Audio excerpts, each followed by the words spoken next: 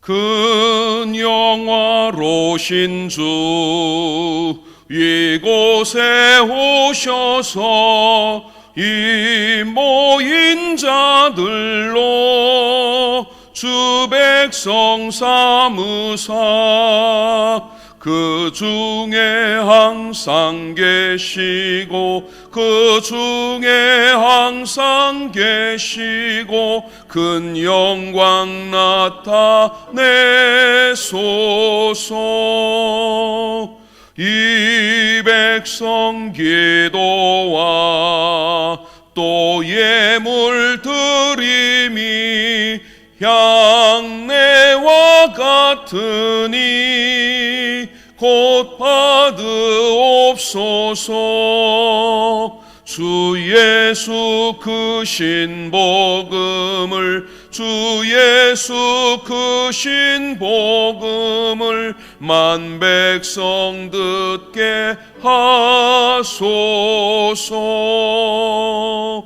또 우리 자손들 다 주를 기리고 저 성전 돌같이 기나게 하소서.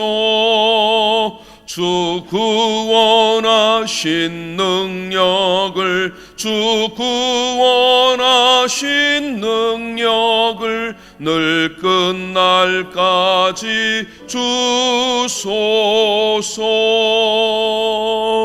주 믿는 만민이 참 진리 지키며 예 성도들 같이 주 찬송하다가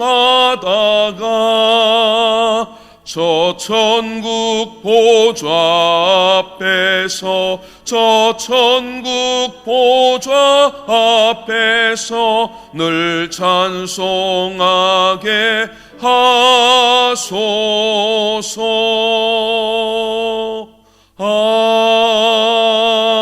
아멘. 허물의 사함을 받고 자신의 죄가 가려진 자는 복이 있도다.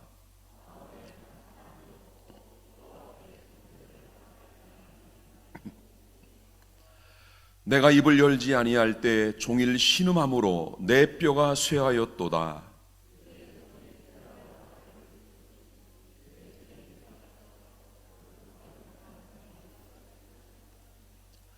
주께 내 죄를 아뢰고 내 죄악을 숨기지 아니하였더니 이로 말미암아 모든 경건한 자는 주를 만날 기회를 얻어서 주께 기도할지라.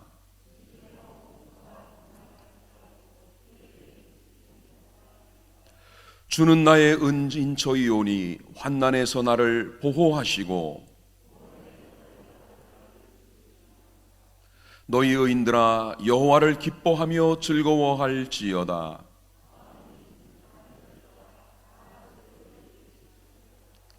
아멘. 나는 전능하신 아버지 하나님 천지의 창조주를 믿습니다. 나는 그의 유일하신 아들 우리 주 예수 그리스도를 믿습니다. 그는 성령으로 잉태되어 동정녀 마리아에게서 나시고 본디오 빌라도에게 고난을 받아 십자가에 못 박혀 죽으시고 장사된 지 사흘 만에 죽은 자 가운데서 다시 살아나셨으며 하늘에 오르시어 전능하신 아버지 하나님 우편에 앉아 계시다가 거기로부터 살아있는 자와 죽은 자를 심판하러 오십니다. 나는 성령을 믿으며 거룩한 공교회와 성도의 교제와 죄를 용서받는 것과 몸의 부활과 영생을 믿습니다. 아멘.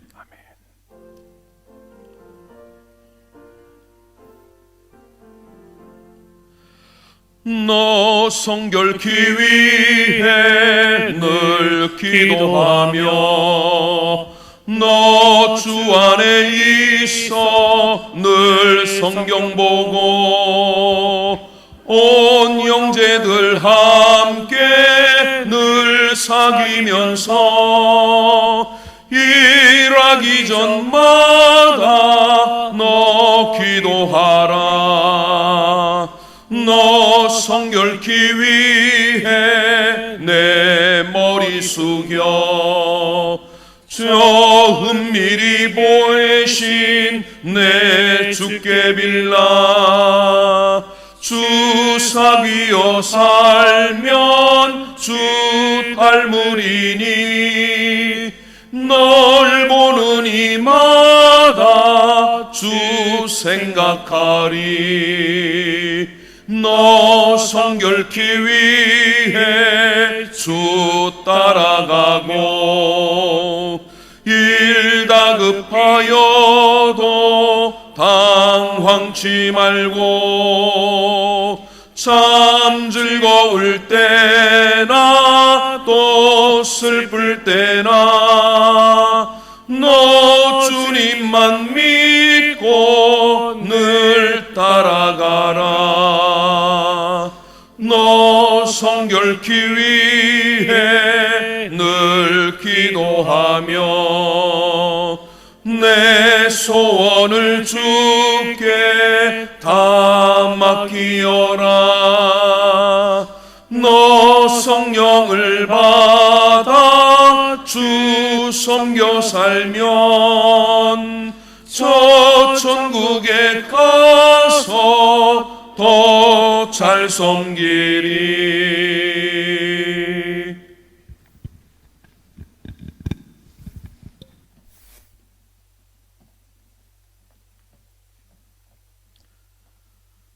거룩하신 하나님, 오늘 귀한 주일을 허락하시고 주님을 찬양하며 예배드리게 하심을 감사드립니다. 주님 나라를 세우도록 인도하여 주신 은혜를 감사드립니다. 지금 장마가 한창인 가운데 7월 넷째 주를 보내며 우리 성도님들의 가정과 건강을 지켜주시고 주님 뜻 가운데 최선을 다하게 하여 주시옵소서. 주님, 거의 반년 넘는 시간을 코로나19를 통하여 크고 작은 깨달음을 주시고 예배와 교회 공동체의 소중함을 알게 하심을 감사드립니다. 우리가 드린 예배가 형식적이고 주님 보시기에 미흡한 점이 많았음을 고백합니다. 우리의 허물을 덮어주시고 진정으로 신령을 다하여 드리는 예배가 되게 하시고 주님께서는 홀로 영광 받으시고 우리들에게는 은혜가 넘치는 예배를 허락하여 주시옵소서. 모두가 어려운 이 시기를 통하여 신앙이 성장하는 시간이 되게 하여 주시옵소서. 우리 교회 모든 성도님들이 합심하여 나라와 교회와 가정을 위하여 기도에 힘쓰게 하시고 우리들의 간절한 기도가 응답받는 은혜가 넘치게 하여 주시옵소서. 지금 세계는 홍수와 이상기온 현상으로 많은 영혼들이 고통을 받고 있습니다. 주님, 마지막 때가 가까웠음을 깨닫게 하시고 주님의 긍휼하심과 사랑으로 이 영혼들을 위로하여 주시고 회복해 하여 주시옵소서. 이 시간 묵묵히 주님의 일을 하는 이들을 기억하여 주실 줄 믿습니다.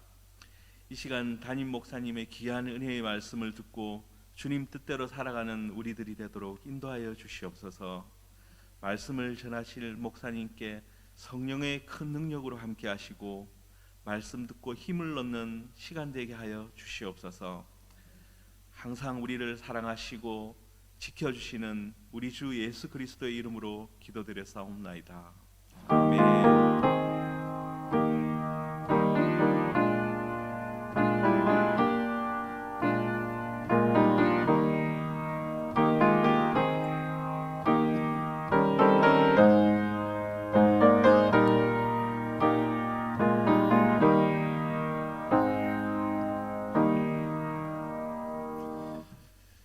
오늘 우리 함께 나눌 말씀은 에베소서 1장 15절에서 23절까지입니다. 제가 가진 성경은 신약 310쪽에 있습니다. 에베소서 1장 15절에서 23절까지 말씀 우리 한 절씩 교독하겠습니다. 이로 말미암아 주 예수 안에서 너희 믿음과 모든 성도를 향한 사랑을 나도 듣고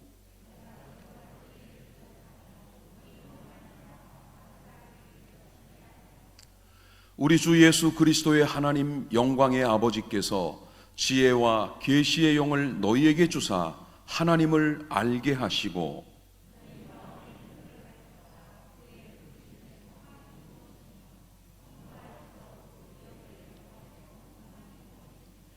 그의 힘의 위력으로 역사하심을 따라 믿는 우리에게 베푸신 능력의 지극히 크심이 어떠한 것을 너희로 알게 하시기를 구하노라.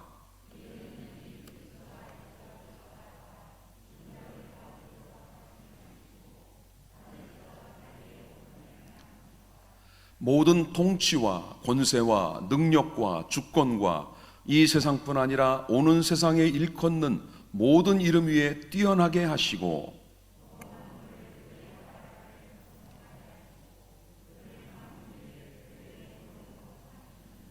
다 같이 교회는 그의 몸이니 만물 안에서 만물을 충만하게 하시는 이의 충만함이니라. 아멘. 아멘.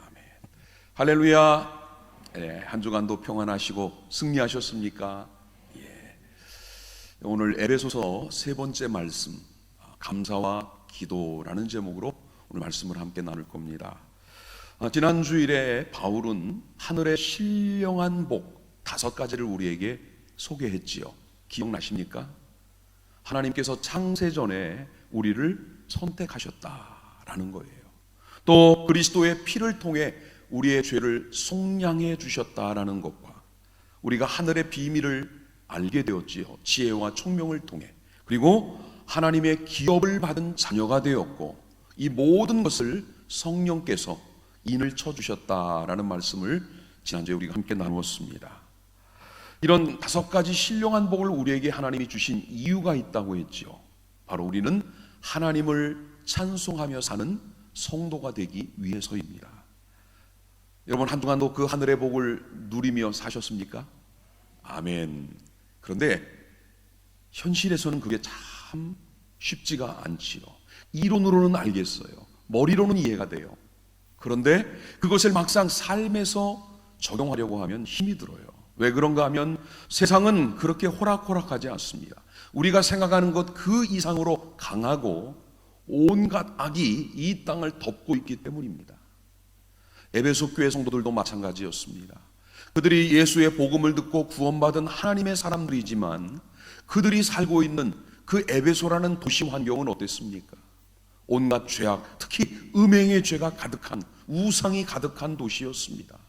거기서 하나님의 사람으로 산다는 것이 얼마나 힘들고 어려운지를 바울이 먼저 알고 있어요.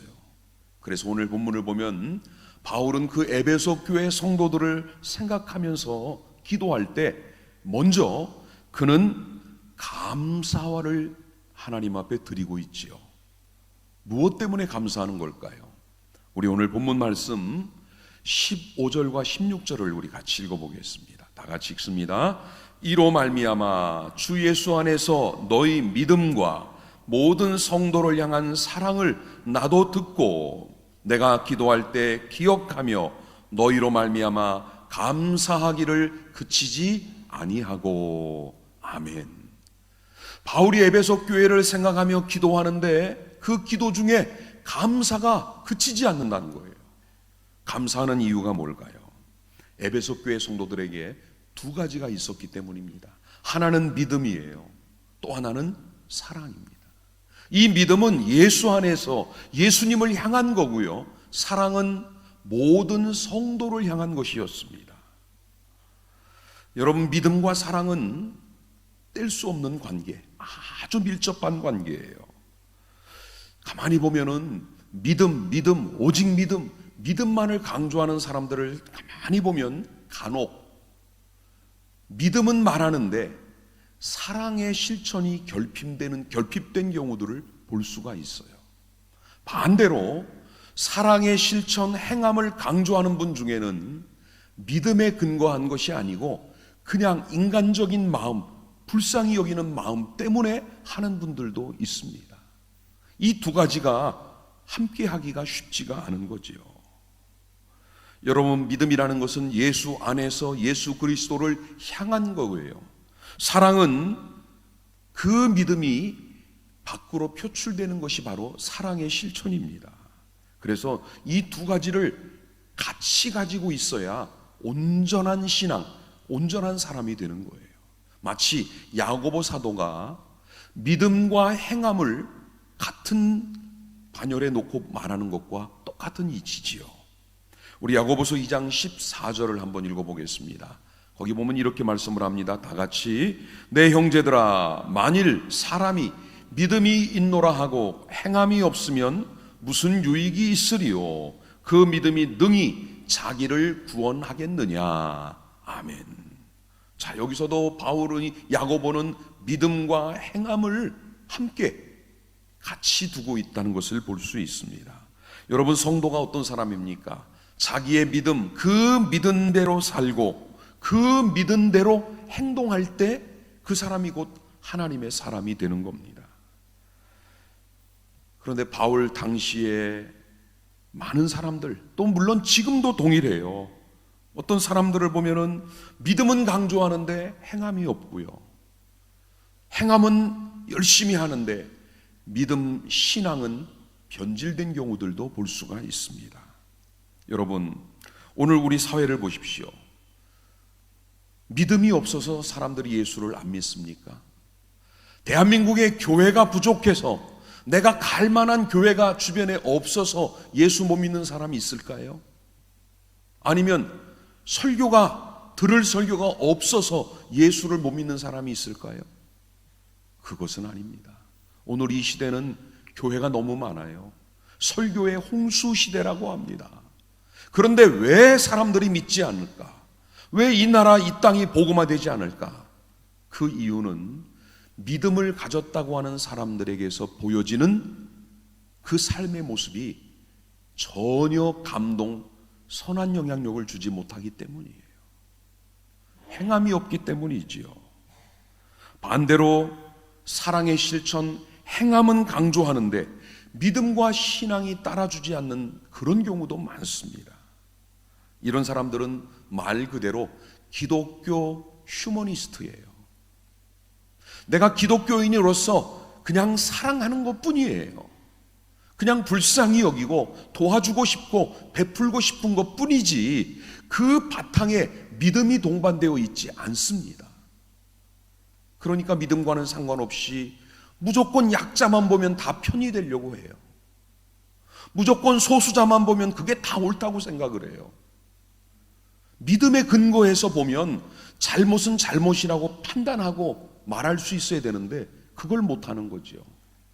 이건 믿음과 사랑이 하나가 된 게 절대 아닙니다. 참 신앙은 믿음의 바탕 위에 그 믿음이 행동으로, 삶으로 나타나는 것, 그게 참 신앙입니다. 어떠한 신앙인의 행위도 믿음, 말씀에서 벗어난 거라면 그건 신앙의 행위가 될 수 없어요. 그냥 인간적인 사랑, 아까 말한 기독교 휴머니즘에 불과한 거예요. 교회도 마찬가지입니다. 어떤 교회는 믿음만, 은사만, 이것만을 강조하다 보니까 그쪽으로 흘러버려요. 또 어떤 교회는 사회 참여, 사랑의 실천, 정의 구현, 이것만을 외치다 보니까 교회가 그런 쪽으로 가버려요. 결국 문제가 뭡니까? 그 안에서 대립이 일어난다는 거예요. 분열이 일어나고 갈등이 일어나고 마지막에는 교회가 파국을 맞게 되는 경우들이 있습니다. 여러분, 믿음에 기초한 사랑의 열매를 맺어야 그 신앙이 건강하고 그 교회가 바로 선 교회인 줄 믿습니다. 오늘 에베소 교회는 바로 이 두 가지가 함께 있었어요. 예수 그리스도를 향한 믿음과 모든 성도를 향한 사랑, 이 두 가지가 함께 있는 것을 보고 바울은 감사하고 있는 거죠. 그리고 이제 그들을 위해 구체적으로 두 가지 기도를 하나님 앞에 드리고 있습니다. 이 두 가지 기도가 뭐냐? 첫 번째 바울의 기도는 하나님을 알게 해달라, 이런 기도를 먼저 드리고 있어요. 자, 우리 본문 17절 말씀을 같이 읽어보겠습니다. 우리 주 예수 그리스도의 하나님 영광의 아버지께서 지혜와 계시의 영을 너희에게 주사 하나님을 알게 하시고, 아멘. 여러분, 바울의 첫 번째 기도가 뭐라고요? 하나님을 알게 해달라는 기도예요. 그런데 이 17절을 보면 뭔가 이상해요. 바울이 에베소 성도들이 하나님을 알게 해달라고 기도하는데 뭔가 좀 안 맞는 것 같은 생각이 들지 않습니까? 이미 15절 16절에서 바울이 뭘 감사했어요? 그들에게, 에베소 교인들에게 예수 그리스도에 대한 믿음이 있는 것을 감사했잖아요. 이미 그들은 믿음을 가지고 있고 그 믿음의 근거에서 사랑도 실천하고 있는 사람들이에요. 그런 교인들을 보고 하나님을 알게 해달라? 이게 좀 앞뒤가 안 맞는 얘기지요. 그런데 여기서 바울이 말하는 하나님을 안다라고 하는 이 안다라는 말의 의미를 알면 여러분 오늘 이 기도가 이해가 됩니다. 여기 알게, 안다라는 헬라어 단어는 기노스코라는 단어예요. 기노스코. 이 단어의 뜻이 뭐냐? 그냥 지식적으로 아는 게 아니고 경험적으로 아는 거예요. 하나님을 더 깊이 그리고 더 친밀하게 더 가깝게, 예를 들면 그겁니다. 제가 저기 우리 멀리 있는 우리 김성준 목사님을 멀리서 보고 아 저분은 저런 목사님, 나 저 사람 알아. 이거는 그냥 아는 거지요. 그런데 기노스코라고 할 때는 김 목사님과 내가 이 교회에서 벌써 1년 넘게 함께 신앙생활하고 함께 부딪히고 함께 일하고 함께 대화하고 먹고 이런 깊은 경험과 친밀함을 통해 저분이 어떤 분인가를 더 많이 아는 것, 이게 기노스코예요. 그러니까 에베소 교인들이 하나님이 어떤 분인지 또 그분의 사랑은 뭔지 믿음이 뭔지를 알고 있는데 거기서 멈추지 말고 더 깊이 들어가라는 거예요.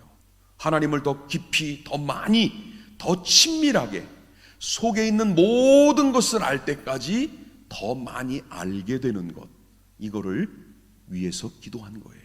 이게 안다라는 뜻이에요. 여러분, 하나님을 아는 게 왜 중요할까요? 우리가 기도를 합니다. 여러분, 기도에는 4가지 요소가 있다는 말 들어보셨죠? 보통 영어로 표현하면 ACTS라고 부르는 4가지예요. A는 adoration, 하나님의 베푸신 행하신 일을 찬양하는 거예요. C는 confession, 고백을 하는 거죠. 죄를 자백하는 거예요. 그 다음에 ACT는 뭐냐면 thanksgiving, 감사예요. 죄 사함에 대한 감사. 그리고 마지막 S는 supplication, 간구하는 거예요. 보통 기도할 때는 이 4가지 순서로 기도를 해요. 이 4가지 요소는 기도에 빠져서는 안 되는 것들이에요. 그런데 막상 여러분 기도하면 앞에 3가지 찬양, 고백, 감사는 없고 뭐만 남습니까? 간구밖에는 없어요. 그냥 기도하러 와서 앉기 무섭게 하나님 아버지 이거 들어 주시옵소서, 주실 줄 믿습니다, 이거 해 주옵소서, 전부 달라는 기도만으로 바뀌어져 버려요. 앞에 3가지가 분명히 있어야 되는데 그거는 어디론가 사라지고 그냥 간구만 남게 되는 거예요.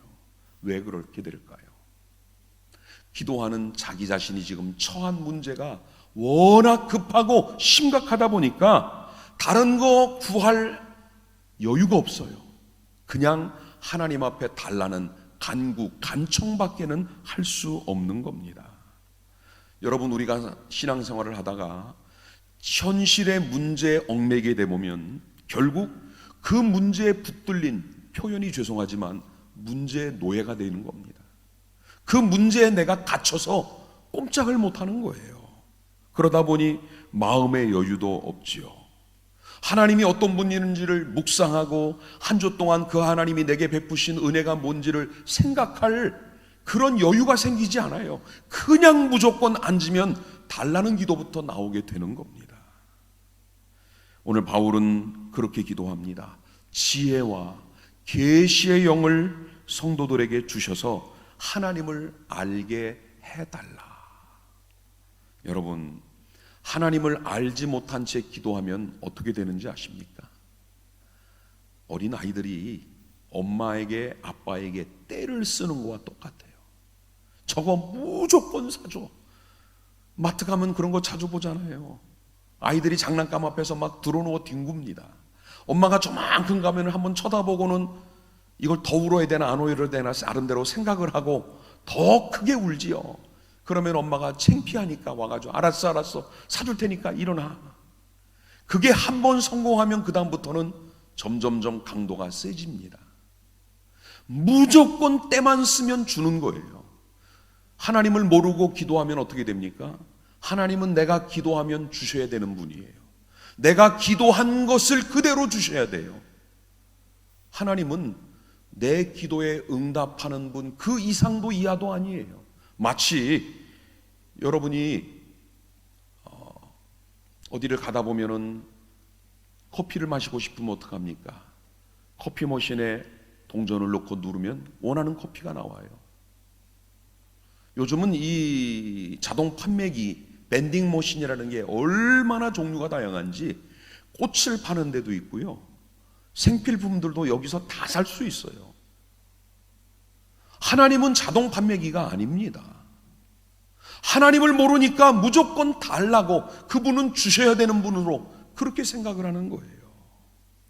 또 여러분, 하나님을 알지 못하고 봉사를 해보십시오. 어떤 일이 벌어집니까? 하나님이 원하시는 일을 하는 게 아니라 내가 하고 싶은 일을 해요. 내가 좋아하는 일을 해요. 내 마음대로 해요. 자기 이름을 드러내고 자기 의를 세우고 큰 소리를 치기 시작을 해요. 자기는 하나님의 일을 기쁨으로 섬기고 감당해야 될 청직이라는 것은 잊어버리고 하나님을 모르니까 말 그대로 하나님 앞에서도 위세 부리게 되는 겁니다. 오늘 우리가 예배를 드리고 기도하고 말씀을 읽고 성경을 보고 전도를 하고 헌금을 하고 봉사하는 일 다 중요합니다. 그런데 그보다 먼저 선행되어야 될 일은 하나님을 아는 거예요. 하나님을 아셔야 돼요. 이분이 어떤 분인지. 하나님을 안다고 할 때는 그분이 어떤 분인지를 아는 것을 말합니다. 이걸 다른 말로 말하면 하나님의 속성을 아는 거예요. 어떤 분인가? 여러분, 성경에 나오는 하나님의 속성은 너무 많아요. 그 중에 가장 중요한 것만을 꼽아본다면 첫째가 하나님은 사랑이시다라는 거예요. 이걸 아는 게 제일 중요해요. 하나님은 사랑입니다. 세상을 이처럼 사랑하사 독생자를 주신 분, 우리의 죄를 사하기 위해 그 아들까지 주시는 바로 그 무한한 아가페의 사랑을 가지신 분이에요. 또 집을 나간 아들이 돌아올 때까지 그 문 앞에서 그 아들을 기다리고 기다리시는 사랑이에요. 죄를 용서하시는 사랑입니다. 또 변함없고 한결같은, 인간의 사랑은 안 그렇잖아요. 좋을 때가 있고 그러지 않을 때가 있고 뜨거울 때가 있고 식을 때가 있고 남남이 될 때도 있지만 하나님의 사랑은 변함이 없습니다. 또 여러분이 알아야 될 또 하나의 하나님의 속성은 하나님은 공의로우시다라는 거예요. 사사로운 감정, 사적인 것에 얽매이지 않습니다. 옳고 그름을 정확하게 분별하고 판단하시고 그대로 행하시는 분이에요. 하나님이 공의로우시다는 게 뭡니까? 하나님에게는 죄가 용납이 안 돼요. 죄와 하나님이 함께 있을 수 없습니다. 죄인 된 우리를 벌하셔야 되는데 그 벌을 내렸다가는 인간은 이 땅에 다 멸절을 당하니까 하나님이 택한 방법은 뭐예요? 사랑하는 아들을 세상에 보내 대신 모든 죄를 그 아들에게 다 뒤집어 씌워 죽게 하심으로 하나님 자신의 공의를 세우신 분이 하나님이에요. 하나님에게는 불의와 불법, 부정이 용납되지 않습니다. 또 하나 하나님을서 알아야 될 것은 그분의 완전하심과 거룩하심이에요. 어떤 인간도 완전한 사람 없지요. 흠 없는 사람, 점 없고 티 없는 사람이 어디 있습니까? 거룩한 인생이 어디 있습니까? 그런데 우리 하나님은 거룩하시고 완전합니다. 죄로 뒤덮여진 인간이 하나님 앞에 나아가는 길은 없습니다. 아무리 의롭다고 하는 사람도 스스로 하나님을 찾아갈 방법이 없어요. 그런데 예수님의 보혈을 우리에게 덮어주심으로 이제 우리가 하나님의 보좌 앞에 나갈 수 있는 길을 열어주신 겁니다. 그리고는 내가 거룩하니 너희도 거룩해라, 우리에게 요구하실 수가 있는 겁니다. 사랑하는 여러분, 우리가 아무리 오래 믿었어도 하나님이 어떤 분인지를 알지 못하고 믿으면 그냥 믿음의 연수만 쌓여 있는 거지 믿음의 진수를 발견하지 못하는 겁니다. 바울은 이 하나님을 알 수 있는 방법을 두 가지로 우리에게 제시해요. 그게 뭔가 하면 지혜와 계시의 영이에요. 지혜의 영, 계시의 영을 우리에게 주시면 된다는 겁니다. 하나님을 아는 것이 자기 지식이나 경험이나 노력으로 되는 게 아니라 하나님이 그 사람에게 영적인 눈을 열어서 밝히 보여주셔야 돼요. 여러분, 지혜는 영에 속한 겁니다. 우리가 하나님을 아는 지혜를 얻기 위해서는 성령 안에 성령과 함께 해야 돼요. 지혜가 뭡니까? 잠언 9장 10절에 보니까 하나님을 아는 것이 지혜의 근본이라고 했지요. 하나님을 아는 것이 지혜의 근본이에요. 아무리 세상에서 많은 공부와 학문적 업적을 남겼어도 그가 하나님을 모르는 사람이라면 실상은 미련한 자, 어리석은 자에 불과해요. 하나님의 말씀 안에 모든 지혜와 지식이 있음을 믿고 세상의 학문 그 바탕에 하나님의 말씀이 자리 잡고 있어야 지혜로운 성도가 되는 줄 믿습니다. 또 여러분, 계시가 뭡니까? 이 계시라는 것은 인간 스스로 도저히 알 수 없는 하나님의 실체를 하나님이 스스로 우리에게 알려주시는 것, 그걸 계시라고 합니다. 이걸 계시라고 해요. 헬라어로 계시를 뜻하는 단어가 아포칼립시스라는 단어입니다.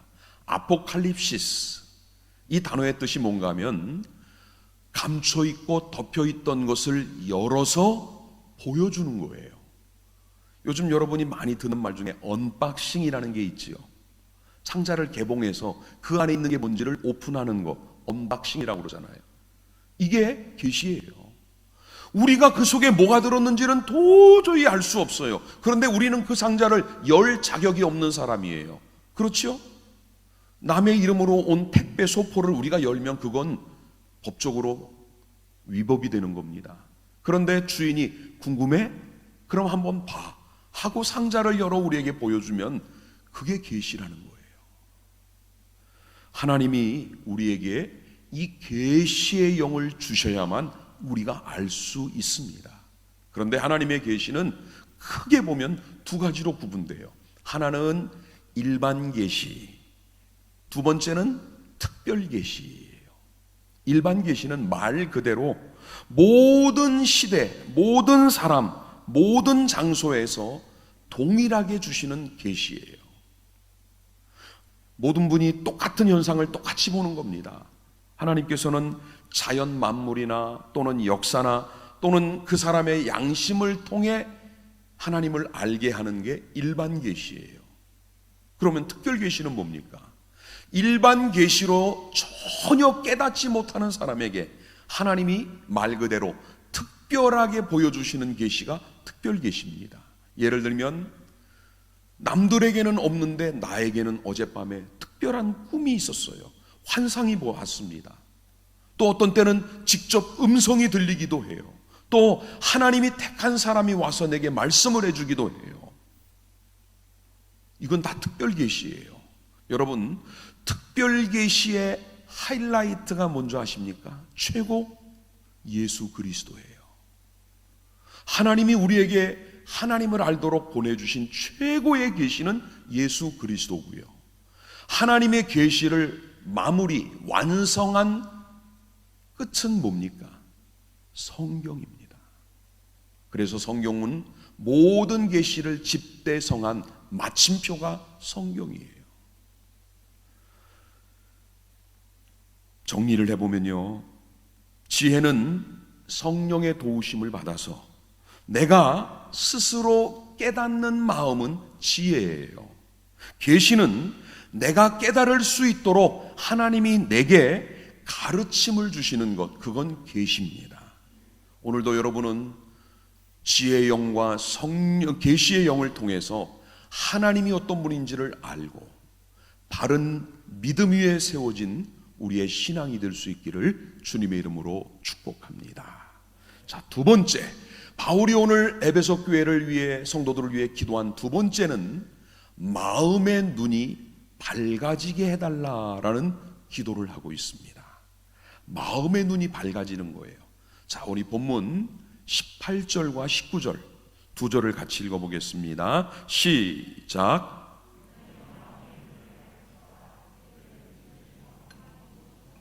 성도 안에서 그 기업의 영광의 풍성함이 무엇이며 그의 힘의 위력으로 역사하심을 따라 믿는 우리에게 베푸신 능력의 지극히 크심이 어떠한 것을 너희로 알게 하시기를 구하노라. 아멘. 아멘. 자, 바울은 18절에서 두 번째 기도를 하지요. 너희 마음의 눈을 밝히사. 여러분, 마음에도 눈이 있다는 말 들어보셨습니까? 눈은 우리 얼굴에만 있는 줄 알았는데 마음에도 눈이 있어요. 우리 마음의 눈은 우리 마음이 맑을 때만 볼 수 있는 겁니다.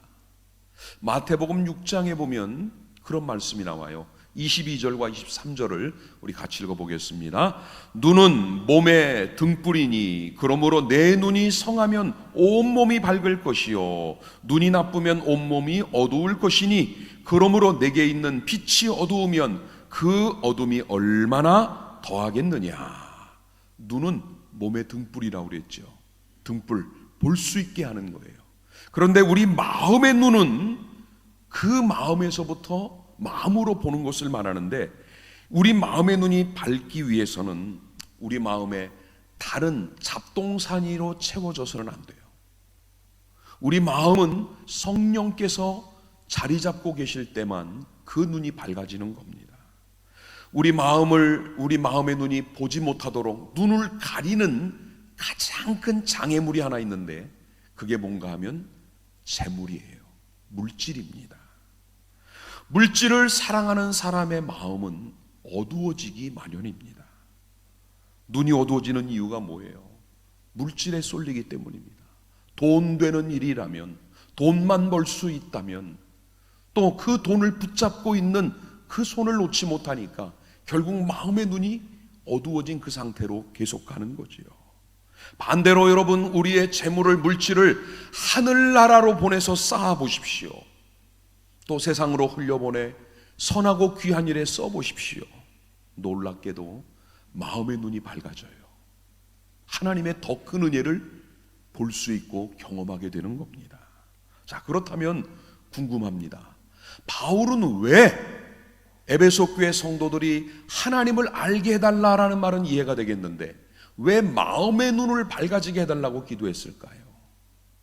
그 이유는 마음의 눈이 밝아져야만 볼 수 있는 세 가지가 있기 때문이에요. 이걸 영적 가치들이라고 말합니다. 첫 번째는 뭘까요? 부르심의 소망. 부르심의 소망이에요. 바울은 그렇게 말하죠. 무엇이며 어떠하고 이런 단어를 써가지고 이런 형용사를 써서 그 소망이, 그 가치가 뭔지를 설명하는데 첫 번째가 뭐냐? 부르심의 소망, 부르심이라는 겁니다. 이거를 한자어로 표현하면 소명이라고 합니다. 영어로는 보통 콜링 또는 하이콜이라고도 부르지요. 하나님이 나를 부르셨다라고 하는 확신, 믿음을 말하는 겁니다. 바울은 이 부르심의 소명이 분명한 사람이었어요. 다메섹에서 부활하신 예수님에게 붙잡히고 그는 이런 음성을 듣습니다. 너는 이방인을 위하여 택한 나의 그릇이라.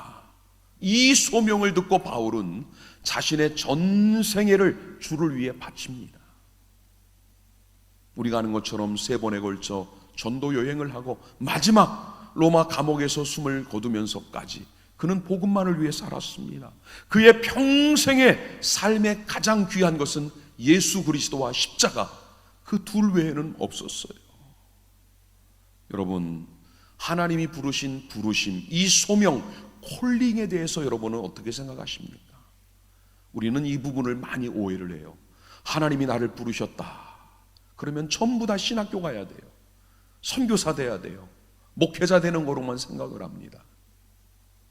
물론 목회자나 선교사에게는 하나님이 그 분야의 일만을 하도록 소명을 주신 거예요. 그 일의 사명자예요.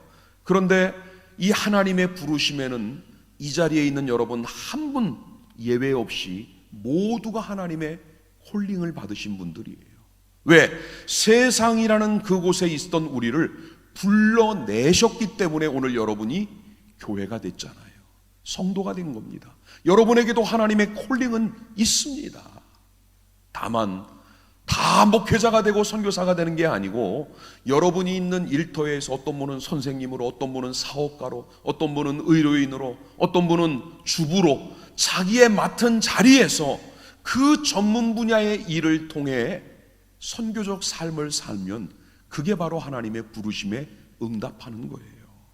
이 소명을, 부르심의 소망을 깨달아 알기 위해서는 내 마음의 눈이 밝아져야 돼요. 두 번째는요, 마음의 눈이 밝아지면 깨닫게 될 두 번째 영적 가치가 뭐냐?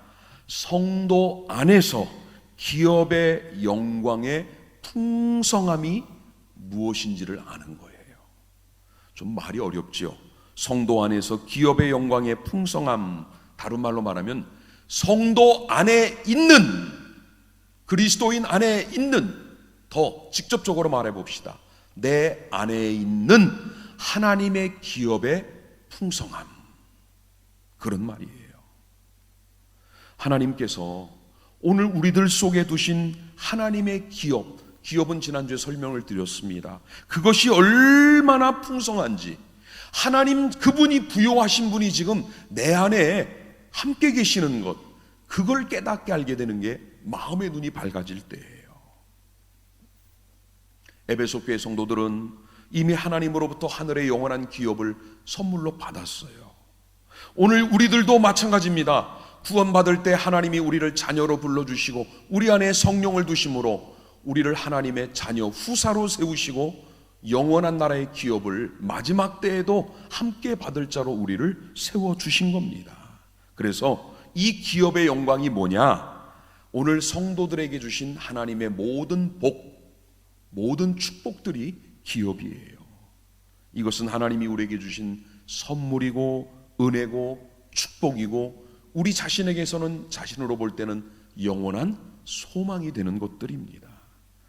여러분, 우리가 세상을 살다 보면은 물질적으로 남보다 조금 더 부유한 자로 살 수도 있어요. 아니면 남들보다 좀 모자라서 어렵게 살 수도 있습니다. 그건 누구나 다 그럴 수 있어요. 또 그것 자체가 우리의 삶을 행복하다, 성공했다 결정해주는 기준이 되지도 않습니다.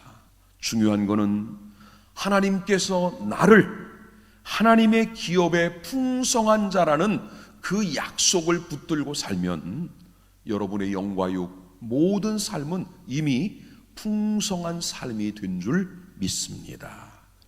세 번째, 마음의 눈이 밝아지면 또 하나 깨달아지는 게 있지요. 믿는 우리에게 베푸신 능력의 크심, 이게 어떠한가를 알게 돼요. 한마디로 말하면 능력이 얼마나 큰지를 아는 거예요.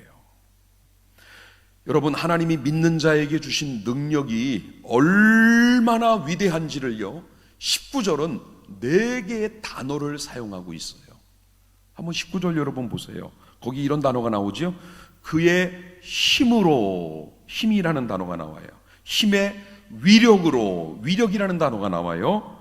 역사하심을 믿는, 역사라는 단어가 나와요. 믿는 우리에게 베푸신 능력이라는 단어가 나와요. 4 단어가 아시죠? 힘, 위력, 역사, 능력. 인데 이 4 단어가 뜻하는 바가 다 달라요. 공통점은 이 4가지는 전부 힘과 관계되어 있습니다. 자, 첫 번째, 힘이라는 단어. 힘이라는 단어는 헬라어의 이스퀴스라는 단어예요. 이 말은 그냥 본연의 힘이에요. 저는 아마 다른 분보단 조금 힘이 더 셀 거예요. 왜? 무게가 좀 더 나가니까, 근력이 있으니까. 이거는 제가 가진 힘, 이스퀴스, 본질적인 힘, 내적인 힘, 그 사람 자체가 가지고 있는 힘을 말할 때 가장 일반적인 힘, 이거는 보통 우리가 말하는 힘이에요. 이스퀴스라는 단어입니다. 두 번째, 위력이라고 한 단어가 나오지요. 이 위력이란 단어는 헬라어로는 크라토스라고 합니다.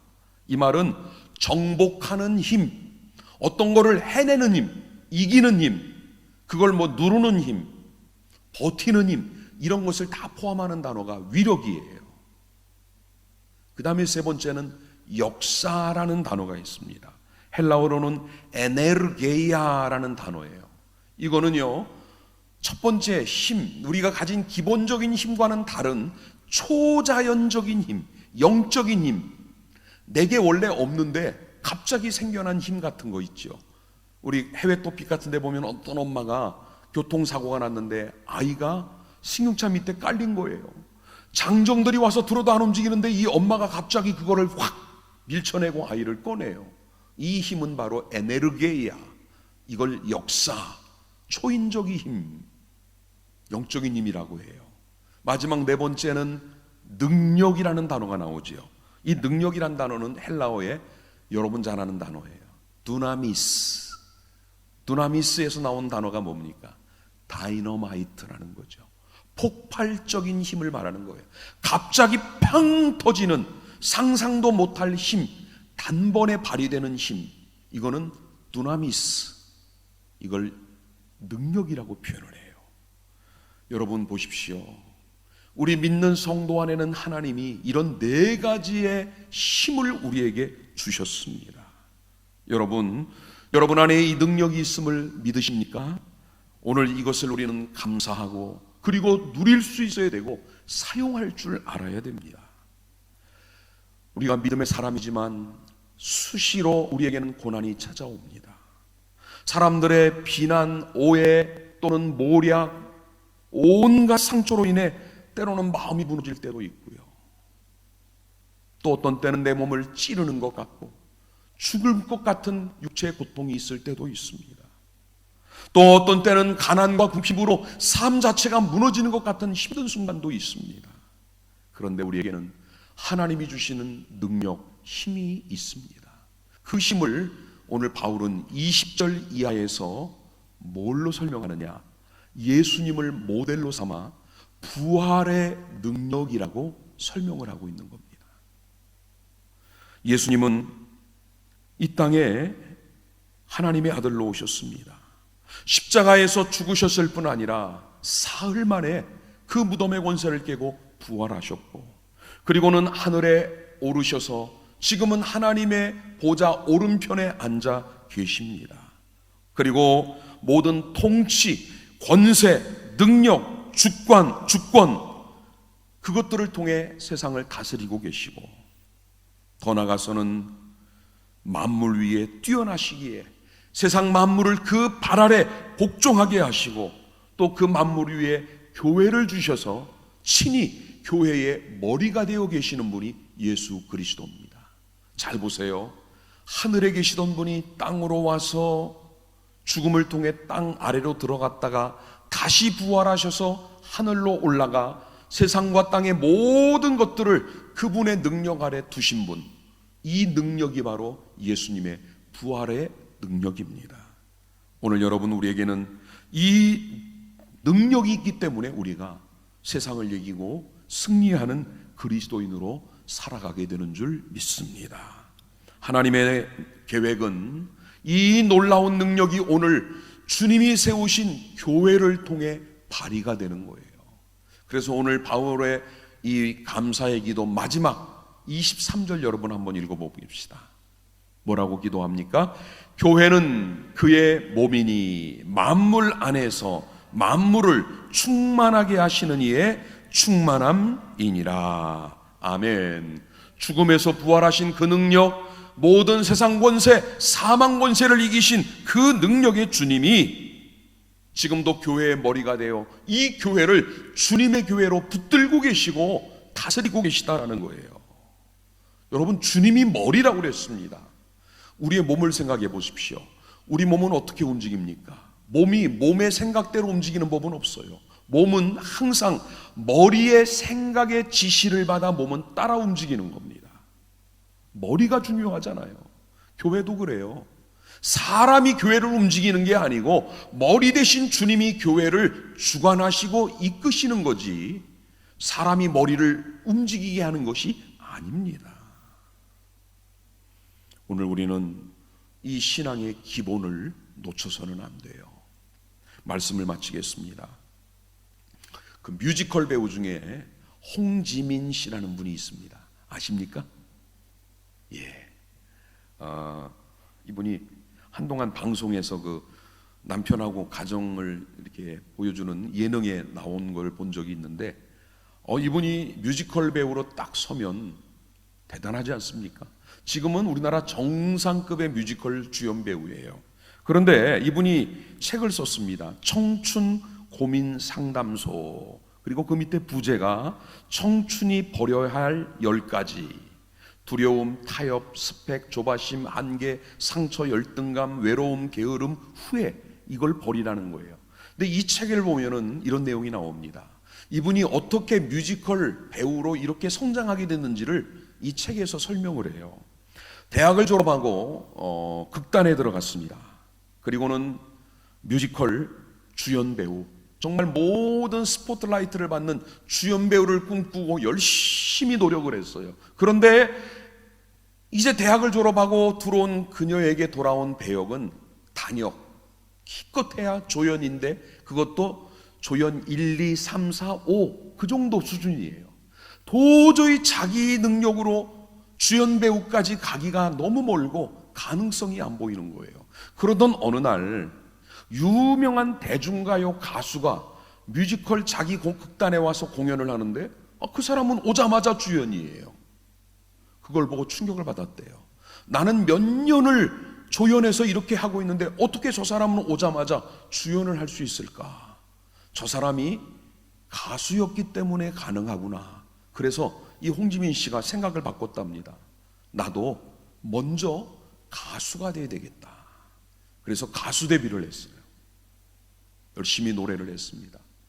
그런데 음반 한 장도 내보지 못하고 가수로 성공 못하고 결국은 나이 30에 다시 뮤지컬 극단으로 돌아옵니다.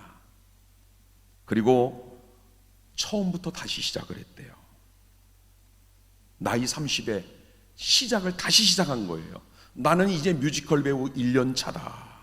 그리고 제일 내가 먼저 해야 될 게 뭐냐? 기본을 다지자. 노래하는 것을 배우고 또 열정을 배우고 날마다 기본기 훈련을 시작했답니다. 이것이 이 홍지민 씨가 현재 그 정상에 선 탁월한 뮤지컬 배우가 되는 결정적인 이유였다는 거예요. 지금도 이 그 기본기를 위한 기초 트레이닝을 쉬는 날이 없다고 합니다. 여러분, 어떻게 보면 가장 별 볼 일 없는 게 기본기예요. 그런데 그것이 때로는 가장 강력한 힘이 되고 있습니다. 사람이 어느 분야 또는 어떤 자리에서 자타가 공인하는 정상의 자리에 오르면 또는 어떤 위치에 오면 더 이상 기본기는 필요 없지요. 왜? 그동안의 경험만으로도 충분히 해나갈 수 있어요. 그동안 해온 것만 가지고도 어려움, 어떤 위기 상황 대처가 가능해요. 그런데 사실은 가장 높은 자리에 있어도 가장 필요한 것은 기본기라는 겁니다. 기본기라는 것은 자기가 하는 모든 일의 뿌리, 기초가 되기 때문이에요. 여러분, 우리 그리스도인들 똑같습니다. 하나님의 거룩하고 위대한 비전, 또 하나님이 우리를 통해 원하시는 일을 위해 우리에게는 능력도 필요해요. 은사도 필요해요. 또 하나님이 주신 지혜도 필요해요. 또 다양한 있어야 될 것들이 많아요. 그러나 그보다 먼저 중요한 것은 하나님과 나와의 관계를 설정해 주는 기본기예요. 그게 기도하고 말씀입니다. 이 두 가지 기본기가 빠지고 나면은 아무것도 세울 수가 없습니다. 하나님은 오늘 우리가 마치 성냥불처럼 잠깐 불 붙었다가 그 위에 있는 실해져 있는 향이 다 타버리면은 사라지고 마는 촛불이 아니라, 그 성냥불이 아니라 오랜 시간을 활활 타오를 수 있는 횃불 같은 인생이 되기를 원하고 계십니다. 그러기 위해서는 주님 앞에서 우리 자신을 점검해야 돼요. 오늘도 나의 영적 기본기는 바로 세워져 있는가? 하나님과 나와의 관계, 내가 하나님을 알아가고 있는 이 과정이 바로 서 있는지, 또 내 마음의 눈이 밝아져서 이 세 가지의 부르심의 소망과 하나님의 기업과 또 하나님의 능력이 내 안에 온전히 활동, 역사하고 있는지를 볼 수 있어야 됩니다. 사랑하는 여러분, 하루하루를 이 어려운 시대일수록 기도와 말씀으로 시작하고 있습니까? 하나님의 말씀이 오늘 내 하루의 일상을 주장하고 계십니까? 힘들고 어려운 순간 무릎 꿇어 기도하는 일을 쉬지 않고 있습니까? 또 하루가 맞춰질 때 하나님 앞에 오늘 하루를 감사하며 마무리하고 있습니까? 우리는 주님이 주시는 강력한 힘으로 이 악한 세대를 이겨야 될 사람들이에요. 그러기 위해서 다시 한번 오늘 바울이 기도한 것처럼 하나님을 더 많이 깊이 알아가시고 우리 마음의 눈이 밝아짐으로 하나님 나라의 영적 가치를 더 선명하게 볼 수 있는 하나님의 사람들로 살아가시기를 주님의 이름으로 축복합니다. 기도하겠습니다. 하나님 감사합니다. 오늘 바울의 감사는 그들에게 믿음이 있고 사랑이 있었던 것이고, 바울의 기도는 그들이 하나님을 더 많이 알아가되 지혜와 계시의 영을 통해 하나님이 누구신지를 깨닫고 마음의 눈이 밝아짐으로 하나님께서 그들을 부르셨다는 그 부르심의 소망과 성도의 기업에 부여하신 그 하나님과 또 내게 주신 주님의 능력이 충만함을 깨달아 세상을 이기는 하나님의 사람으로 사는 것임을 믿습니다.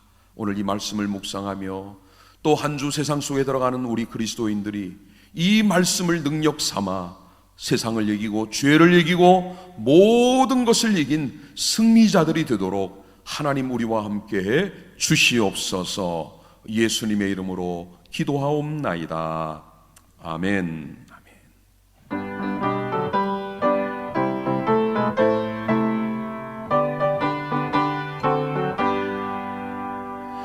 내가 예수 믿고서 죄 사함 받아 나의 모든 것 다 변했네. 지금 내가 가는 길 천국길이요 주의 피로 내 죄가 씻겼네. 나의 모든 것 변하고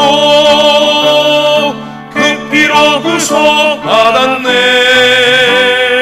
하나님은 나의 구원 되시오니 내게 정죄함 없겠네.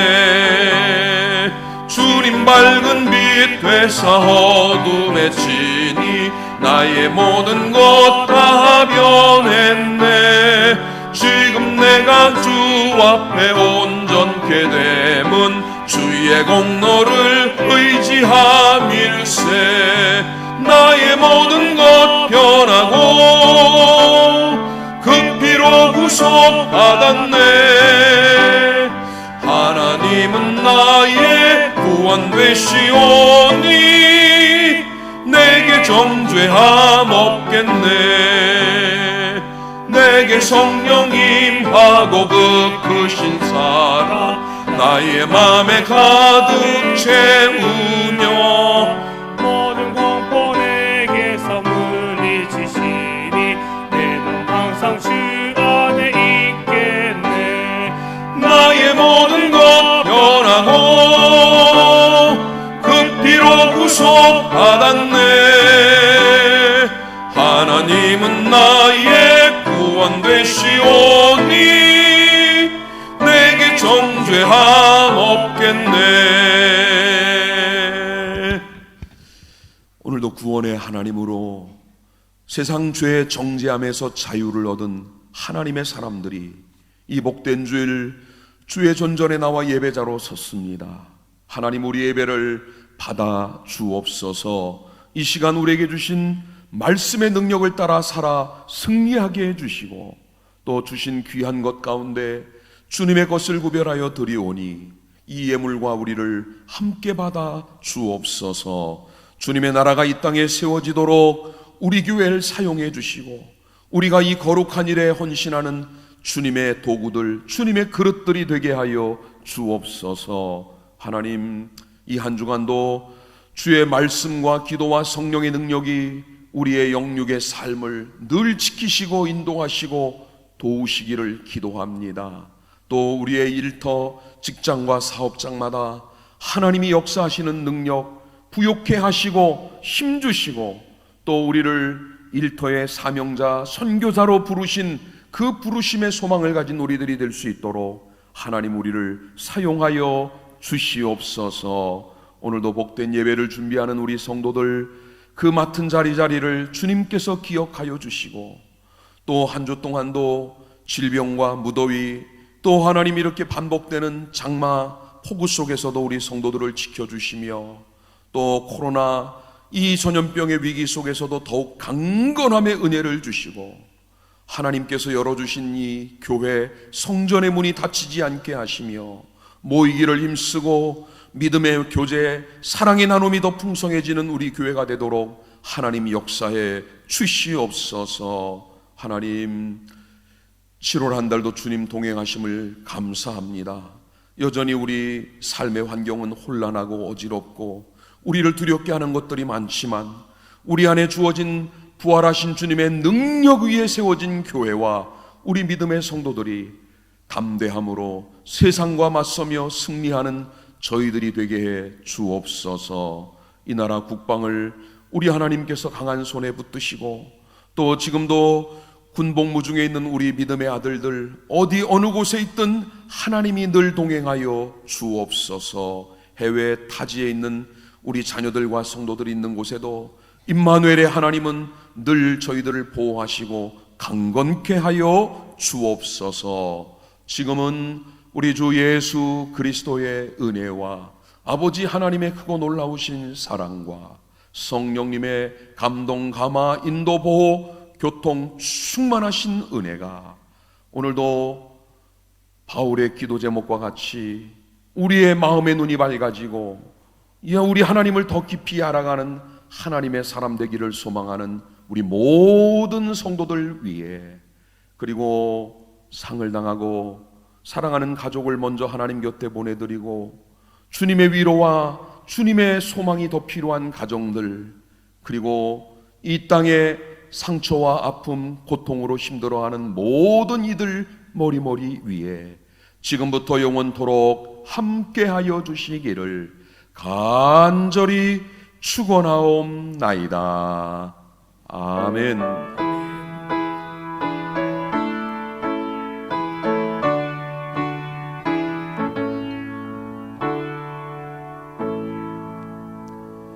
교회 소식 전해드립니다. 주일 예배는 동일하게 1, 2, 3부 예배로 드립니다. 그리고 금요기도회, 수요 예배, 새벽 기도회가 본당에서 진행이 되고 있습니다. 그리고 지난 금요일에 우리 또 정부에서 소규모 모임 해제 지침이 내려왔죠. 교회 안에 혹시라도 각 기관 원례회라든가 모임이 필요한 부분들이 있다면 방역 수칙을 준수하는 가운데 모임을 가지셔도 관계없겠습니다. 이용숙 집사님, 우리 이경숙 권사님의 동생 이용숙 집사님이 지난주 월요일에 하나님 부름을 받았습니다. 그래서 장례를 은혜 중에 잘 마쳤고요. 여러분 위로해 주시기 바랍니다. 박윤갑 집사님, 강순옥 권사님이 장전동으로 이사를 하셨고요. 오늘 떡과 우유는 우리 조영록 장로님, 이경숙 권사님 가정에서 준비해 주셨습니다. 다른 광고는 주보를 참고해 주시고, 우리 다 같이 일어나셔서 나 무엇과도 주님을 바꾸지 않으리 찬양하겠습니다.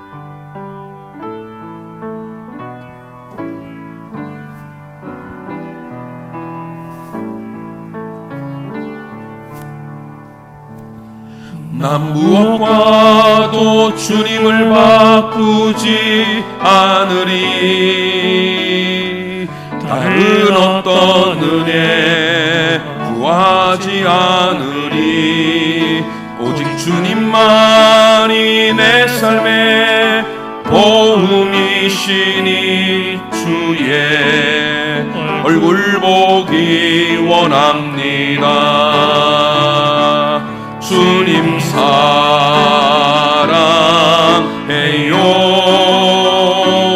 온 마음과 정성 다해 하나님의 신실한 친구 되기 원합니다. 나 무엇과도 주님을 바꾸지 않으리. 다른 어떤 은혜 구하지 않으리. 오직 주님만이 내 삶의 도움이시니 주의 얼굴 보기 원합니다. 주님 사랑해요.